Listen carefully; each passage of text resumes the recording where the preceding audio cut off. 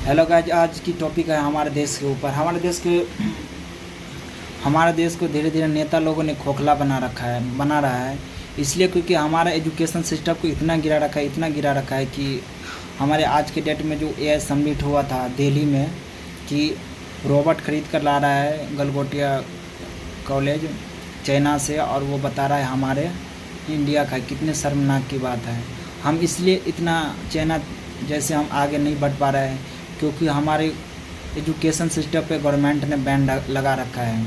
हमारे प्रत्येक स्कूल के जैसे इलेक्शन में सरकार बोलता है ना, एक इलेक्शन होना चाहिए पूरे हिंदुस्तान में, एजुकेशन सिस्टम भी एक होना चाहिए।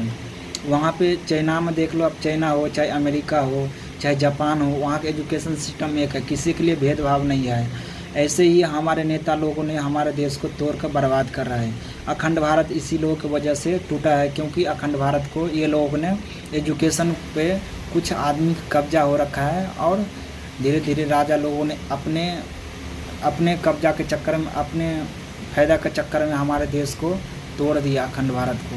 जब अखंड भारत था ना हमारा 3 लाख करोड़ वर्ग किलोमीटर में फैला था, आज टूटते 32,87,263 किलो वर्ग मीटर में बचा हुआ है। ये नेता लोगों की वजह से। हम जनता लोग 10,000, 12,000, 14,000, 15,000 के लिए 12-12 घंटा ड्यूटी करते हैं, फिर भी हम लोग का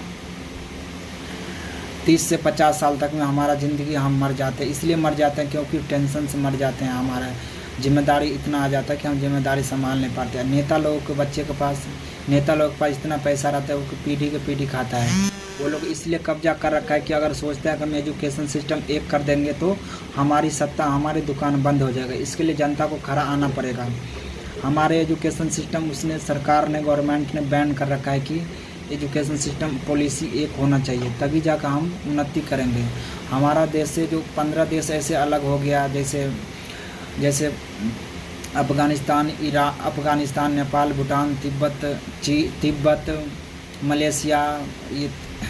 मलेशिया, अफ़गानिस्तान, उसके बाद Bangladesh, Pakistan, Iran, Cambodia, Indonesia, Malaysia, Vietnam, ऐसे 15 देश हमारे देश से अलग हो गया।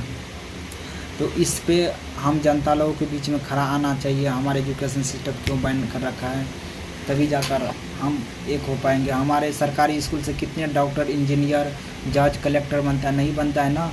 हम लोग हिंदू मुस्लिम उसको कर देंगे, ये कर देंगे, वो कर देंगे, इसी में रह रहे हैं, और जनता का नेता लोग फ़ायदा उठा रहे हैं। इस पर सभी को आगे आकर ध्यान रखना चाहिए, तभी जाकर हमारा देश सुधरेगा।